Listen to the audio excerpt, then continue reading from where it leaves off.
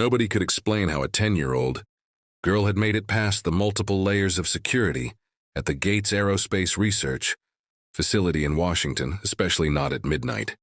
But there she was, Zara Patel, small in stature, firm in voice, and holding a tablet to her chest like it contained the fate of the world. "You can't launch your rocket on Thursday," she said, staring straight at Bill Gates with calm certainty. "It will explode." At first, Gates had assumed it was some strange prank, maybe a local prodigy from a science academy sneaking in for attention. But the moment she began speaking about the Falcon X's navigation system, using terms even some of his engineers struggled with, he realized this was not a joke. Rewind a few minutes earlier, Bill Gates had been pacing inside his glass-walled office overlooking the launch control floor. He hadn't slept much in the past week. The upcoming launch of the Falcon X, their most advanced deep space cargo rocket yet, was supposed to be flawless. But something kept gnawing at him. "Simulations show a 98.7% success rate," said Dr. Javier Lin, the project's chief engineer. "That's not enough," Gates muttered. "Mars doesn't accept 1.3% margins." Just then, Marcus, Gates's longtime head of security, entered the office, visibly uncomfortable. "Sir, we have a situation. At the main gate. Protesters again?" "No, sir, it's a child, a girl, maybe 10 years old. She's alone and demanding to speak with you. Says it's about the Falcon X." Gates's face darkened. "At midnight?" "She bypassed the outer checkpoint without setting off a single alarm. And sir, she's quoting internal specs. Navigation system specs." Bill stared at Marcus, then at the live feed on his monitor. There she was, small, alone, holding her tablet. Expression calm, no panic. No performance. Just quiet urgency. "Bring her up," he said. 5 minutes. Not one more. When Zara entered the office, she barely reached his shoulder. Her dark hair was tied neatly, her blue backpack slung behind her like she'd just come from school instead of infiltrating a high-security aerospace compound. "You're wasting time," she said.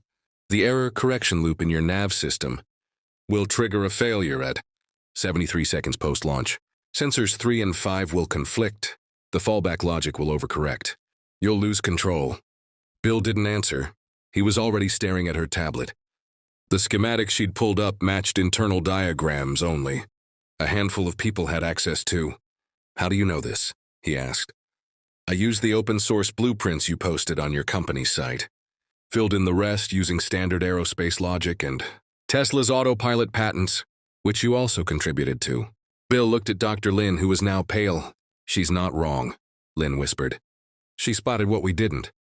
Bill turned back to the girl. "You broke into a secure facility just to tell me this?"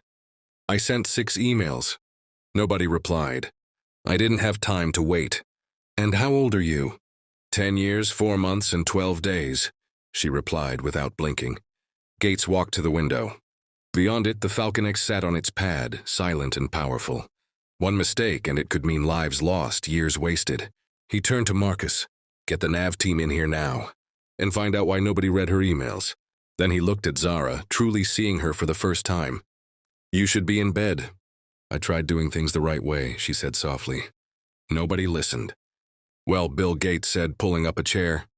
"I'm listening now." For the next hour, Bill Gates sat silently in his office, surrounded by his top engineers, watching a 10-year-old girl explain why their most advanced spacecraft might disintegrate mid-air. Zara Patel stood at the center of the room, her tablet hooked to the main screen, walking the room through telemetry simulations, sensor behavior, and algorithmic blind spots. Gates had brought in every available expert. Not one interrupted her. Not one could refute her logic. The room was silent when she finished. "I'm proposing 3 possible fixes," she said, tapping through her slides. "Each one solves the error correction loop differently. But option C, redundant calibration filters, has the least weight penalty." A man in his 50s leaned over to Gates and whispered, "She's not guessing, Bill. This is deeper than theoretical knowledge. This is design-level insight." "Which means someone helped her," said another engineer suspiciously. Zara looked up. "No one helped me," she said, having clearly heard. "I've been studying your systems for months. I figured it out on my own." Gates narrowed his eyes, his voice quiet. "Where did you even learn this?" Zara hesitated. My parents were researchers. At MIT before the accident. She glanced down at her feet. After that, it was just me and my grandma. I didn't want to forget what they loved. Bill felt something shift inside him. He'd been skeptical. He still was. But this wasn't just intellect. This was purpose. When the meeting broke up, he pulled Zara aside. You've done something remarkable tonight, he said. But I have to ask. Why me? Why this rocket? Zara looked up at him, suddenly vulnerable. Because this one matters. You're not just sending tech. You're sending life support cargo for the Mars colony. If it fails, people could die. I couldn't let that happen. A silence passed between them. Gates saw not just intelligence in this child, but responsibility. He sent her home with 2 of his security team and arranged for a full review of her proposed fixes. Then he walked to the observation deck and looked down at the Falcon X. It stood tall, gleaming beneath floodlights, a symbol of human advancement. But tonight it also represented uncertainty. By sunrise, he had made his decision. Delay the launch by 2 weeks, Gates told his executive board that morning. The backlash was immediate. You're delaying $1 billion launch because of a child's theory? Barked Peter Yao, one of his longest-serving advisors. No, Gates replied calmly, projecting Zara's simulation on the screen. I'm delaying it because she's right. And because none of you found what she did. He didn't mention her age again. He didn't have to. 2 days later, Gates stood in front of a peeling apartment door in suburban Tacoma. Apartment 43, Zara's home. The door opened to reveal a small elderly woman with steel-gray hair and intelligent eyes. You must be Mrs. Chen, Gates said. I know who you are, Mr. Gates, she replied. Zara speaks of you. She was worried she'd made you angry. He smiled faintly. On the contrary. Inside, the apartment was tiny but full of books. Books on physics, computer science, aeronautics, many dog-eared.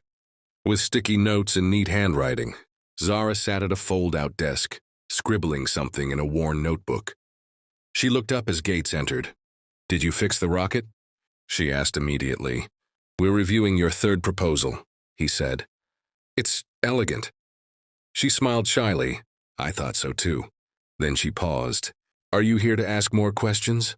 Yes, Gates replied, settling into the chair across from her. But not about math. About you. The apartment smelled of ginger tea and old paper. Bill Gates glanced around as Zara fetched a battered tablet and powered it on. Despite its age, it was clearly her most prized possession. Mei Chen, Zara's grandmother, poured a cup of tea and watched Gates with cautious eyes. She's been teaching herself from university lectures for years, she said softly. I work night shifts cleaning office buildings. She studies while I'm gone. You allow that? Gates asked gently. I don't allow it, Mei said. I can't stop it. Zara returned with the tablet. I've completed 14 online courses. MIT, Stanford, Zurich. Most of them don't issue certificates without tuition. But I did all the assignments. Gates leaned forward. What drives you to do all this, Zara? She hesitated. Because when I'm studying, it feels like my parents are still here. Bill looked down. What happened to them, he asked. Zara's voice was quiet. They died in a lab explosion. 6 years ago, they were working on something secret, something powerful. Mei stiffened. We don't talk about that, she said. But Zara continued. Before they died, they told me that knowledge is the only light in a dark world, and that one day someone might try to use their work the wrong way. She looked directly at Bill. I think that day is coming. Gates's breath caught. It was too much. Too fast. She was 10. She couldn't possibly understand the magnitude of what she was suggesting. Still, something about the way she spoke, calm, methodical, measured, made him lean in. That evening, back at headquarters, Gates pulled his top cybersecurity officer into his office. Look into the lab accident. Vikram and Leela Patel. See what they were working on, and discreetly monitor Zara's laptop. Not her, just the device. Are we worried about her? The officer asked. I don't know yet, Gates said. But I can't ignore the possibility that someone might be using her brilliance for a hidden agenda. 3 days later, an encrypted report landed on his desk. Vikram and Leela Patel, MIT-educated materials scientists, former consultants to Quantum Nova Energy, died in a Level 4 explosion. No bodies recovered. Gates felt the cold flood of suspicion return. And then, something stranger. A second file. Hidden on Zara's tablet. A script embedded into her system files. A program that activated each time she opened a project file. It logged keystrokes. It recorded her work. And quietly transmitted encrypted data to a cloud. Server registered under a false identity. Bill stood up from his desk. "Get me Zara and her grandmother," he said. Within 2 hours they arrived, confused, curious. Zara smiled as she entered the room. But when she saw the folder on the desk and Gates's face, her smile vanished. "What's wrong?" she asked. Bill gestured to the monitor. "Would you like to explain this?" Zara stared at the screen, bewildered. "I don't know what that is." "Our system shows your laptop transmitted data to an external server. Repeatedly, while you were working on Falcon X solutions." Zara's eyes widened. "No, I didn't do that." "Someone did," Gates said. May stood abruptly. "Mr. Gates, are you accusing my granddaughter of spying?" "I'm saying there's a breach, and I don't know how deep it goes yet." Zara's voice cracked. "I came here to help you. I tried to save your rocket. I trusted you. I want to believe you," Bill said softly. "But I need proof." Zara stepped back from the table, her expression hardening. "Then I'll find it." She turned and walked out. Bill Gates couldn't sleep. The look on Zara's face, the confusion, the heartbreak, the betrayal haunted him.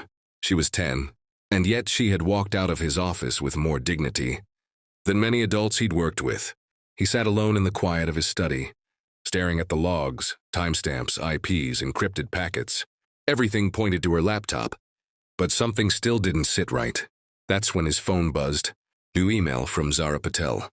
Subject: "I didn't betray you. Someone wanted you to think I did." Attached was a PDF, a full analysis of the malicious program she had discovered on her own laptop. Bill opened it, his jaw clenched. Zara had traced a hidden background process that only activated when she opened challenge-related files. It recorded her keystrokes, screen activity, and bundled her work into encrypted files that were then disguised to look like they were sent to a competitor, but were actually rerouted through a proxy network. She had even flagged a potential exploit used to install it before the laptop had reached her hands. She had done in one night what his own cybersecurity team had failed to do in 3 days. He forwarded her findings to his own team. Their reply came within 2 hours. "She's right. We confirmed the breach pattern. The hacker knew when she'd be working. The code originated inside our own supply chain. Sir, it's an inside job." The final piece arrived just after sunrise. One of Bill's senior board members, Roland White, had been making quiet visits to a VC, firm backing one of Gates's rivals. Surveillance footage confirmed it. Money had changed hands. Data had been traded. The child genius headlines had been a perfect distraction. Zara wasn't the leak. She was the decoy, and Bill had fallen for it. He didn't hesitate. He fired Roland on the spot and launched a full audit of every communications channel. Then he got in his car and drove. Zara was sitting alone on the steps of her apartment building, arms wrapped around her tablet. When the silver SUV pulled up, she didn't move as Bill Gates stepped out. "I know," she said softly before he could speak. "You don't think I'm a spy anymore. I never should have thought it to begin with." She looked up, eyes filled with a calm kind of hurt. "I trusted you. You were the first adult who listened. And then you stopped." Bill sat down beside her, awkwardly folding his hands. "You're right. I let fear and protocol blind me. And I'm sorry." Silence. "I found something else," Zara said quietly, opening her tablet. Bill raised an eyebrow. "More code?" She shook her head. "Emails, hidden ones. On our home network. They're from my mother." Bill froze. "What?" "She wrote them. After the accident. After she was supposed to be dead." Zara turned the screen toward him. The encrypted headers, the writing style, the dates, it all pointed to one chilling possibility. "They never died," Zara whispered. "They disappeared. To protect something. Maybe even to protect me." Bill sat back slowly. Everything he thought he understood was now unraveling. "What do you want to do?" he asked. Zara looked up at him, the fierce glint returning to her eyes. "I want to find them." Bill Gates and Zara Patel sat in silence, eyes fixed on the tablet in front of them. The encrypted emails Zara had found, allegedly, from her deceased mother, were more than strange. They were active. Some had bounced off a deep space relay. Others had been routed through the quantum nodes stationed around Mars. "It's not just that the messages exist," Bill said, voice low. "It's that," someone responded. Zara leaned forward. "From Mars?" Bill hesitated. "Either that, or someone wants us to think they're on Mars." The next morning, Bill arranged for a quiet trip to an old facility in the Nevada desert. Once a cutting-edge research station, now shuttered. Project Halcyon had been born here, and it was where Zara's parents had supposedly died. A freight elevator took them down 6 levels. The walls were cold and humming with the breath of dormant machinery. "This is where your parents worked," Bill said, his voice echoing. Zara moved toward an old terminal.